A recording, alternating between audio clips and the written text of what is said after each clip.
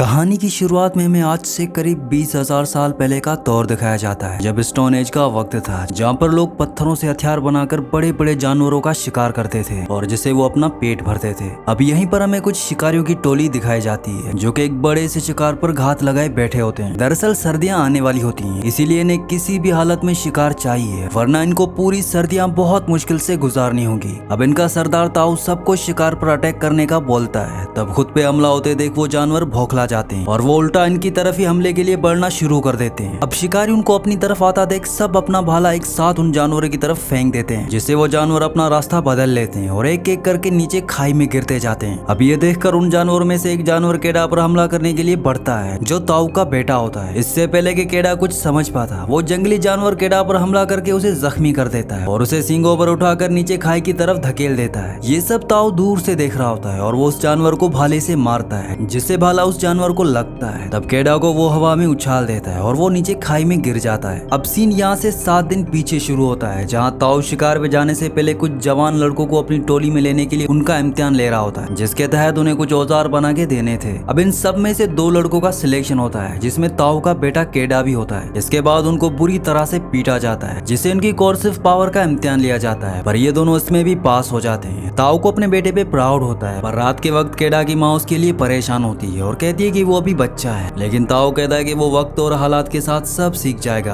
अब अगली सुबह वो अपनी माँ से मिलकर शिकार के लिए चला जाता है। कई दिन चलने के बाद ये अब अपने पूर्वजों के बनाए मार्ग पर पहुंच जाते हैं। असल में इस मार्ग का मतलब ये होता है कि वो सही रास्ते पर जा रहे हैं। अब अगले पल इन्हें एक और कबीले की टोली दिखाई देती है। ये कबीले वाले ताऊ के दोस्त हैं। ये सब भी शिकार की तलाश में निकले होते हैं। अब ये सब कबीले वाले मिलकर शिकार तलाश करने के लिए रवाना होते हैं। सफर के दौरान ये एक जंगली जानवर का शिकार करते हैं। इसी पल ताऊ अपने बेटे का इम्तिहान लेने के लिए उस जानवर को मारने के लिए बोलता है, लेकिन केडा हिचकिचाता है और उस जानवर को नहीं मार पाता। ये देखकर ताऊ भड़क जाता है और उसे कहता है कि बेटा आखिर में वही जिंदा रहता है जो ताकतवर हो। ये कहने के बाद वो उस जानवर को मार देता है। अब रात को ये सब अपना शिकार खा रहे होते हैं, तभी ताऊ को जंगल में कुछ आवाज सुनाई देती है और वो सभी लोगों को शांत रहने के लिए बोलता है। तब सभी लोगों को वहाँ पर किसी जानवर होने का एहसास होता है। इसके बाद सब अलर्ट हो जाते हैं, पर कुछ देर तक हलचल ना होने पर ये नरम पड़ जाते हैं। तभी अचानक एक शेर वहाँ से एक लड़के को उठाकर चला जाता है और उसे मार देता है। ये सब देखने के बाद ताऊ घबरा जाता है और अपने बेटे को हौसला रखने को बोलता है। अब अगले पल हमें दिखाया जाता है कि ये सब उस लड़के को मरा हुआ समझकर उसके लिए पत्थरों से एक मार्ग बनाते हैं। दरअसल इसका मतलब रेस्ट ऑफ पीस होता है। वीडियो में आगे बढ़ने से पहले आप सबसे रिक्वेस्ट है कि मेरे 99% व्यूवर्स वीडियो तो देखते हैं, लेकिन चैनल को सब्सक्राइब नहीं करते और ना ही वीडियो को लाइक करते। तो आप सबसे रिक्वेस्ट है कि मेरे चैनल को सब्सक्राइब और वीडियो को लाइक लाजमी से कर दिया करें। इसके बाद ये अपने पूर्वजों के बनाए हुए मार्गों से गुजरते हुए आगे बढ़ते हैं। एक रात ये गुफा में गुजारते हैं। यहाँ ताऊ अपने बेटे के हाथ पे अपने पूर्वजों के बनाए रास्ते का नक्शा बनवाता है, ताकि वो मुश्किल हालात में भी उसको फॉलो करके अपने घर वापस लौट सके। तभी इन्हें कुछ शोर सुनाई देता है और इनकी नजर एक भेड़ियों के झुंड पर पड़ती है। उसको देखने के बाद ताऊ अपने बेटे को कहता है कि बेटा वो भेड़िया इन सब का सरदार है, जिसे अल्फा कहा जाता है, जिसकी जान हमेशा खतरे में रहती है। अगर इनके झुंड में इसकी कमजोरी का पता चल जाए तो सभी उसे मुकाबला करने के लिए तैयार हो जाएंगे। इसीलिए अल्फा की असली पहचान होती है उसकी ताकत और हिम्मत, जिसके बलबूते पर ही वो अपने झुंड की अगुवाई कर सकता है। अगली सुबह इन्हें कुछ जानवरों के निशान दिखते हैं, जिनका पीछा करने के बाद वो उन तक पहुंच जाते हैं और यहीं हमें शुरुआत वाला सीन दिखाया जाता है, जहां केडा हमें खाई में गिरते हुए दिखाया जाता है। उसके गिरते ही ताऊ और उसके साथी ये सभी उस खाई की तरफ भागते हैं। नीचे देखने पे केडा उन्हें एक चट्टान के सहारे लटका हुआ दिखता है। ताऊ और उसके सभी साथी उसे हौसला बनाए रखने के लिए बोलते हैं और उस तक पहुंचने का ट्राई करते हैं। तभी केडा का हाथ उस चट्टान से छूट जाता है और वो पहाड़ के आधे रास्ते एक चट्टान पे गिर जाता है। ये देखकर ताऊ उसे नीचे बचाने जाता है, पर सब लोग उसे ऐसा करने से रोकते हैं, क्योंकि वो अपनी मौत को गले लगा रहा होता है। इनमें से एक आदमी उसे लीडर होने का एहसास दिलाता है और कहता है कि हमें सही सलामत वापस ले जाना उसकी जिम्मेदारी है। इसके बाद ताऊ ना चाहते हुए भी उसकी बात मान लेता है, पर वो रात तक अपने बेटे को आवाजें देता रहता है, इसी उम्मीद में कि वो भी उसे आवाज देगा। रात गुजरने के बाद अब ताऊ ने ये मान लिया होता है कि उसका बेटा मर चुका है और अगली सुबह वो उसे मरा हुआ समझकर रेस्ट ऑफ पीस का मार्क बनाकर वापस लौट जाते हैं। अगले पल हमें दिखाया जाता है कि कुछ गीद केडा को मरा हुआ समझकर उसे नोचने के लिए आते हैं कि तभी केडा की आंखें खुल जाती है और वो गीद को दीवार से पटक कर नीचे फेंक देता है। अब खुद को पहाड़ की चट्टान पर देखकर वो अपने फादर को आवाज देता है, लेकिन उसे कोई जवाब नहीं मिलता। इसके बाद वो खुद ही नीचे उतरने का फैसला करता है, लेकिन उसे पहाड़ी से नीचे उतरते हुए बहुत परेशानी हो रही होती है, पर वो हार नहीं मानता और लटका रहता है। तभी बहुत सारी बारिश होती है, जिसे वो खाई पानी से भरने लगती है। ये देखकर केडा पानी में छलांग लगा देता है और पानी में बहता हुआ दूर चला जाता है। अगली सुबह जब उसे होश आता है तो वो बारिश का गंदा पानी पीकर अपनी प्यास बुझाता है और अपनी जख्मी टांग पर पट्टी बांधकर उसे चलने लायक बनाता है और लकड़ी की मदद से लंगड़ाता हुआ पहाड़ी पर पहुंचता है जहाँ से वो नीचे गिरा था। वहाँ पहुंचने के बाद वो देखता है कि वहाँ पर वही रेस्ट इन पीस वाला मार्ग पत्थरों से बना होता है, जिसे देखकर वो टूट जाता है और गुस्से में उन पत्थरों को लात मारकर नीचे खाई में फेंक देता है, जिनकी आवाज सुनने के बाद कुछ भेड़िए उस पर हमला करने आते हैं, जिनको देखकर केडा जैसे तैसे करके एक सूखे पेड़ के ऊपर चला जाता है और पूरी रात उस पेड़ पर गुजारता है। अगली सुबह जब वो पीने के लिए पानी भर रहा होता है तब उसका सामना फिर से उन्हीं भेड़ियों के झुंड से होता है। तब केडा उनको अपनी तरफ आता देख वापस उसी पेड़ पर चढ़ने के लिए भागता है। अब जैसे ही वो पेड़ पर चढ़ रहा होता है तभी एक भेड़िया उसका पैर दबोच लेता है। केडा अपनी जान बचाने के लिए उस भेड़िए पर हमला कर देता है, जिसे वो भेड़िया जख्मी हो जाता है और केडा पेड़ पर चढ़ जाता है। अब दिन से रात हो जाती है, सब भेड़िए उसका नीचे आने का इंतजार करते हैं। अगली सुबह वो सभी भेड़िए उस जख्मी भेड़िए को छोड़कर वहाँ से चले जाते हैं। घायल भेड़िया दर्द से करारा होता है। ये देखकर केडा अपने हथियार से एक भाला तैयार करता है और उस जख्मी भेड़िए को दर्द से छुटकारा देने के लिए जैसे वो उसको मारने वाला होता है तब दोनों की नजरें मिलती हैं, जिसे देख केडा का दिल नरम हो जाता है। इसके बाद वो उस भाले की रस्सियां खोलकर भेड़िए के मुंह पर बांध लेता है और उसको अपने साथ लेकर चल देता है। चलते चलते वो एक गुफा तक पहुंचता है जहां वो दोनों रात बिताते हैं। अब अगली सुबह जब केडा को होश आता है तब वो उस गुफा को ध्यान से देखता है। उसे वो गुफा जानी पहचानी सी लगती है। असल में ये वही गुफा होती है जहाँ वो अपने फादर के साथ यहाँ एक रात ठहरा था। इसके बाद वो कुछ जड़ी बूटियों से अपने पैर के लिए लेप बनाता है और अपने पैर पे लगाता है। अब पानी पीते वक्त उसका ध्यान सामने बैठे भेड़िए पर जाता है, जो उसे पानी पीता देख अपने मुंह की रस्सी खोल देता है। केडा डरते हुए उसे एक कटोरे में पीने के लिए पानी देता है और इसी तरह इन दोनों की दोस्ती शुरू होती है। इसके बाद वो उसके जख्मों पे मरहम भी लगाता है। अगले दिन केडा भूख के मारे एक खरगोश का शिकार करता है और उस खरगोश को खाते देख उस भेड़िए का भी मन करता है खाने का। केडा पहले खुद खाता है, उसके बाद भेड़िए को भी देता है खाने के लिए। इस तरह से ये दोनों दोस्त बन जाते हैं। अब सुबह होती है और केडा एक उम्मीद लेकर अपने घर के लिए निकलता है। वो उस भेड़िए को कहता है कि तुम अपने झुंड में वापस चले जाओ। ये कहकर केडा अपना सफर शुरू कर देता है। तब वो भेड़िया लगातार उसका पीछा करता रहता है और उसके मना करने के बावजूद उसका पीछा नहीं छोड़ता। एक सीन में वो उसे लकड़ी मारकर भगाने की कोशिश भी करता है, लेकिन वो भेड़िया लकड़ी उसके पास वापस लेकर आता है और उसके साथ खेलना शुरू कर देता है। अब ना चाहते हुए भी केडा उसे अपने साथ आने देता है। थोड़ी दूर चलने के बाद इन्हें एक जंगली जानवरों का झुंड नजर आता है। तब भेड़िया उसे अपनी टेक्निक से केडा की तरफ लेकर आता है, पर केडा डर जाता है और शिकार उनके हाथ से निकल जाता है और अब इनको भूखा ही सोना पड़ता है। अगले दिन ये दोनों फिर से शिकार करने के लिए निकलते हैं और इस बार भेड़िया उसे शिकार करना सिखा रहा होता है। अब रात होते होते इन दोनों की दोस्ती और गहरी हो जाती है और रात को भेड़िया केडा के पास आकर सो जाता है। सुबह वो उसे बहुत प्यार से जगाता है। इसके बाद ये दोनों मिलकर पानी में नहाते हैं। नहाने के बाद वो भेड़िया केडा को एक मछली पकड़ कर देता है, जिसे वो बहुत खुश होता है। अब अगली सुबह ये दोनों अपनी मंजिल पर निकल जाते हैं, जहाँ केडा अपने नए दोस्त को अल्फा का नाम देता है। अब धीरे धीरे मौसम बदलता है और सर्दियां आ जाती हैं और ऐसे एक दिन दोनों जंगली जानवर का शिकार करने लगते हैं, जहाँ केडा बिना खौफ उस जानवर का शिकार करता है और रात को दोनों मिलकर अपने पहले शिकार की दावत उड़ाते हैं। तभी अचानक एक और भेड़िया आता है और खतरा समझकर केडा अपना भाला उठाकर उसके सामने आता है, पर केडा जल्दी समझ जाता है कि ये अल्फा के झुंड का मेंबर है जो उसे लेने आए होते हैं। अब अल्फा पीछे मुड़कर एक आस भरी नजरों से केडा की तरफ देखता है, जैसे वो उसे जाने की इजाजत मांग रहा हो। इसके बाद केडा उसे अपनी फैमिली के पास जाने की इजाजत दे देता है और अल्फा वहाँ से चला जाता है। अगली सुबह वो तेज बर्फीले तूफान से गुजरता हुआ अपनी मंजिल की ओर बढ़ना शुरू कर देता है। कुछ दूर चलने के बाद केडा को कुछ भेड़ियों का झुंड दिखाई देता है, जिनमें वो अल्फा को भी देखता है, जिसको देखने के बाद वो बहुत खुश हो जाता है और अपने दोस्त की तरफ भागने लगता है। तभी अचानक बर्फ टूटने की वजह से वो नीचे झील में गिर जाता है। तब अल्फा भी उसे देख लेता है और उसे बचाने आता है। वो अपने पंजों से बर्फ तोड़ने की कोशिश करता है, पर तोड़ नहीं पाता। तभी केडा अपने हथियार से बर्फ तोड़ने में कामयाब हो जाता है और वो अल्फा की मदद से बाहर आ जाता है। अब ठंड से बचने के लिए वो आग जलाता है और अपने कपड़े उतार कर अल्फा के साथ सो जाता है। इसके बाद सुबह होती है। वो अपनी मंजिल की तरफ फिर से चलना शुरू कर देते हैं, जहाँ रास्ते में इनको एक आदमी दिखाई देता है, जिसे ये मदद मांगने जाते हैं, पर वो आदमी बर्फ में जमकर मर चुका होता है। केडा उसके हाथ से तीर कमान लेता है और अपनी मंजिल की ओर बढ़ना शुरू कर देता है। अब आगे चलते हुए इनका सामना बर्फीले तूफान और हाइनास से होता है, जहाँ दोनों अपनी जान बचाने के लिए गुफा का सहारा लेते हैं। गुफा के अंदर अल्फा को खतरा महसूस हो रहा होता है कि तभी अचानक एक शेर केडा के ऊपर हमला कर देता है, लेकिन अल्फा अपनी जान की परवाह ना करते हुए बीच में आकर उस शेर का सामना करता है। तभी केडा तीर से उस शेर को मार गिराता है। अब इस लड़ाई में अल्फा बहुत जख्मी हो चुका होता है। इसके बाद केडा अपनी तरफ उसकी वफादारी देखकर उसे ताउम्र रखने की कसम खाता है। अगली सुबह ये दोनों अपना सफर शुरू कर देते हैं। तभी केडा को रास्ते में बने अपने पूर्वजों का मार्ग नजर आता है, जिसका मतलब ये होता है कि वो सही रास्ते पर है और वो अपनी मंजिल के बहुत पास हैं। अब ये दोनों खून जमा देने वाली सर्दी से गुजरते हुए अपनी मंजिल की तरफ बढ़ते हैं। तब वहाँ अल्फा की हिम्मत जवाब दे देती है। उसकी ये हालत देखकर केडा उसे अपनी बाहों में उठा लेता है और अपना सफर जारी रखता है। अब कुछ दूर चलने के बाद भूख और प्यास से केडा की हिम्मत भी जवाब दे देती है और वो बेहोशी की हालत में अल्फा को नीचे रखकर वहीं सो जाता है, जहाँ उसे सपने में अपने माँ बाप दिखाई देते हैं और उस सपने सोने को देखने के बाद वो अचानक जाग जाता है, जैसे उसमें हिम्मत आ गई हो, और वो अल्फा को अपनी गोदी में उठाकर पूरी ताकत लगाकर आगे बढ़ना शुरू कर देता है। थोड़ी देर चलने के बाद उसकी हिम्मत रंग लाती है और वो अपने कबीले को देखकर इतना खुश होता है कि उसकी खुशी का कोई ठिकाना नहीं होता, और वो आखिरकार अपनी हिम्मत और अपनी बहादुरी से अपनी फैमिली के पास पहुंच जाता है। ताऊ अपने बेटे को जिंदा देखकर बहुत खुश होता है। तब केडा उसे बोलता है कि क्या उसने खुद को साबित कर दिया।